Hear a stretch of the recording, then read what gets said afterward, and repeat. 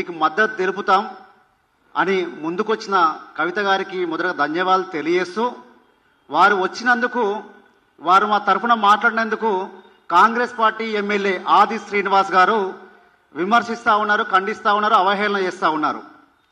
దీన్ని మేము ముక్త కంఠంతో ఖండిస్తూ ఉన్నాం. వారి మాటలన్నింటినీ ముక్త కంఠంతో ఖండిస్తూ ఉన్నాం. మేము అడుగుతా ఉన్నాం, అయ్యా ఆది శ్రీనివాస్ గారు, అమ్మ పెట్టదు అడక తినేది అన్నట్టుగా అధికారంలో మీరుంటారు. 6 నెలల్లో కులగణన చేస్తాము, స్థానిక సంస్థల ఎన్నికలు ఏర్పాటు చేసే సమయానికి 42% తగ్గకుండా మేము కులగణనని నియమించి నిర్ణయించి ఆ తర్వాత ఎలక్షన్లకు పోతామని చెప్పి మీరే కామారెడ్డి డిక్లరేషన్ చెప్పారు కదా. మరి 6 నెలల సమయం అయిపోయి మిగతా 6 నెలల సమయం తర్వాత కూడా బీసీ సంఘాలంతా కూడా బీసీల కోసం, బీసీల రిజర్వేషన్ల కోసం మేము ఒక ఐక్య వేదికగా ఏర్పాటై ముందుకు పోతున్న తరుణంలో మాకు మద్దతు ఇస్తున్నటువంటి